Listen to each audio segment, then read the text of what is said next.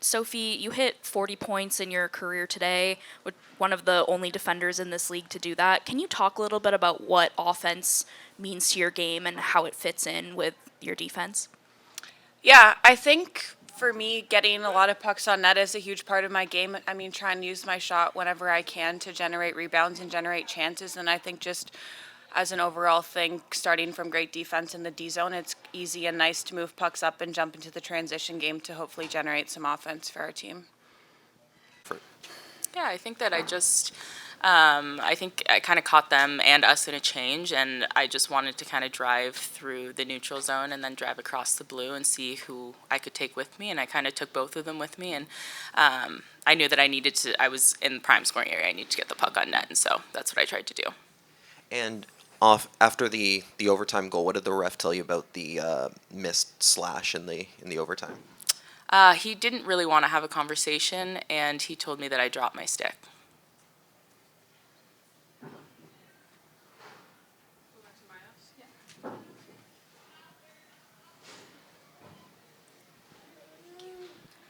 Sarah, you had the most shots on goal of anybody in this game. It kind of feels like you are right back to where you started kind of before the Olympics. Did you feel that you have kind of like hit your stride again today?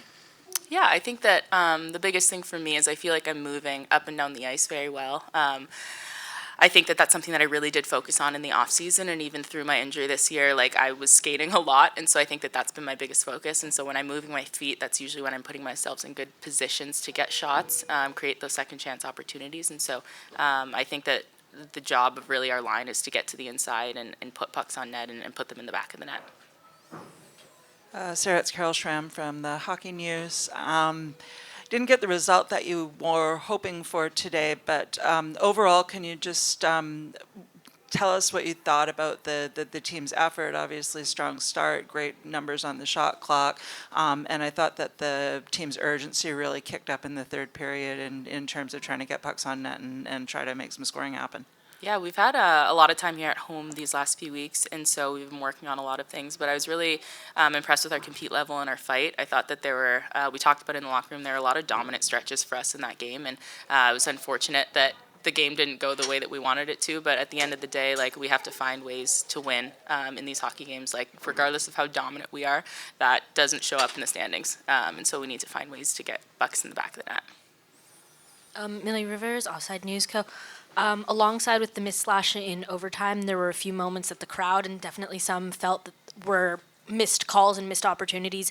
How do you think that interrupted like the flow of your game, and just what are some takeaways that you can take from your end despite these being moments out of your control?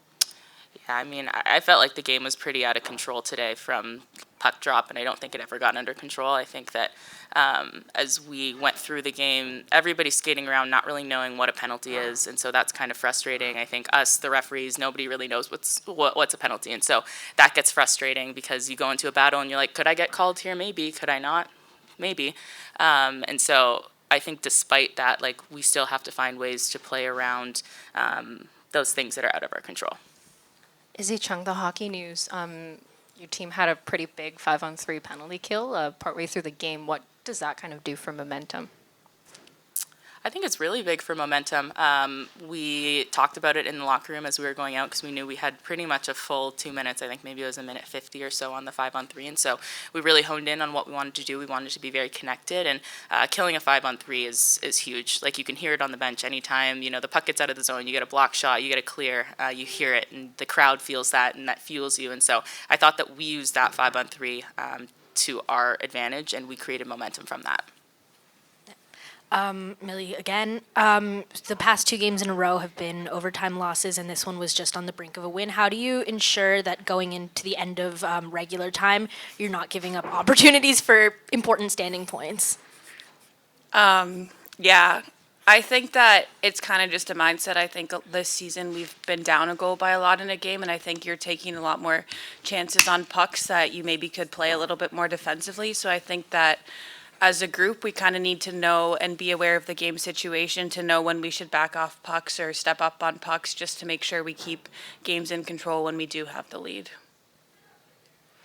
Sophie, your team limited the Ottawa to only 17 shots, otherwise a pretty good night defensively. How does that boost your confidence as a group, as a unit, that you can play strong team defense, even if the results aren't necessarily showing? Yeah, I think it was great. I mean, Soupy obviously made some great saves for us, but I think that we did a good job of protecting the net front and keeping pucks to the outside. I think they're a really good team off the rush, and for the most part, we did a good job of shutting that down and forcing them to dump a lot of pucks in deep. So I think just being able to break the puck out well, I think allowed us to generate a lot of the offense we had today. Lachlan Irvin, Canucks Army. Brian, what did you think of your team's overall compete level today? I thought we executed at a high level. We were doing a lot of things that we talked about as far as getting to the inside, net front presence, and creating scoring opportunities for ourselves. So outcome, yeah, not great.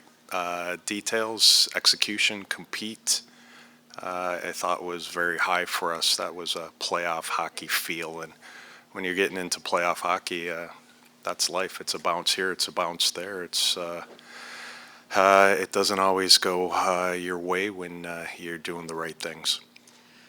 Sarah talked about the game feeling a little bit out of control in regards to the officiating and what was a penalty and what wasn't. Is that an assessment that you would agree with as well?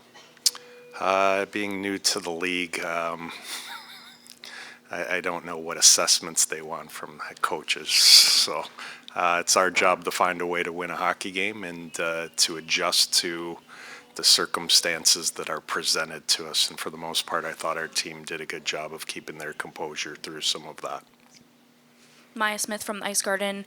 Your team fired a lot of shots on net, a couple games of facing really, really strong goaltenders, but earlier in the season, it wasn't always the Goldeneyes that came away on the top of the shot clock. What kind of things have you been working on to kind of be leading in that area on the scoreboard?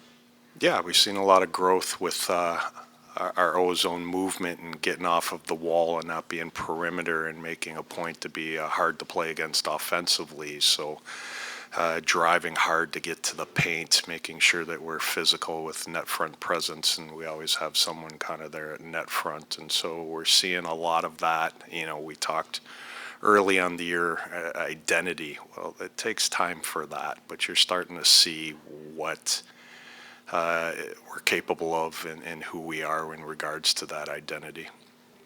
Izzy Chung, the Hockey News. Coach, what did you think of Sarah's performance today? Elite. That goal is crazy. Like, she's 1-on-4. And it's not like it's just a Cooper Black. Like, that's under the bar. Like, yeah, special. It did seem a little bit like towards the end or towards when you were looking for that first goal that things kind of shifted up with lines and kind of how you were approaching the game. Can you walk us through that a little bit? In regards to... Oh, like forwards and just offense in general. Yeah, I mean, I think we try our best to stay pretty consistent with that, and I'm not shuffling people all over the place because I think that adds a little bit of anxiety. So the reality is we kind of kept those groupings very similar, but did we rely on Sarah and that group a little more? Yeah. And they produced and they did what high-end players do. They made a play for us. Millie Rivers, Offside News Co. Like you mentioned, a lot of the time in the offensive zone, net front presence, compete looked really strong, and it showed in the shot volume. When facing incredible goaltenders across the league, how do you make sure that net front presence and the fundamentals looking good translate to scoreboard results? That's a great question. The hardest thing to do in hockey is score goals. So some of that... quite honestly, you always hate to talk about puck luck, but the reality is if you continue to have volume, if you continue to do the right things, pucks start to find their way. And so it's staying positive through a lot of what we're dealing with as far as outcome, you know, and being focused on the details and continuing to do the right things, play the right way, and know that you're going to come out of it. And when they come, they typically come in bunches, in my experience. So we're on the verge of kind of cracking that egg, and I can't wait till we come out of the other side. a bit of a quieter night for Kristen, but overall, what did you think of her performance and how she played tonight? Yeah, all year long, our goaltenders give us a chance. So that 5-on-3, big moments like that, that's what we can count on goaltending wise. So, again, happy with our compete, happy with the way the club played in front of her and herself. So, got to keep going. Final questions? All right, thank you, everybody. Thank you.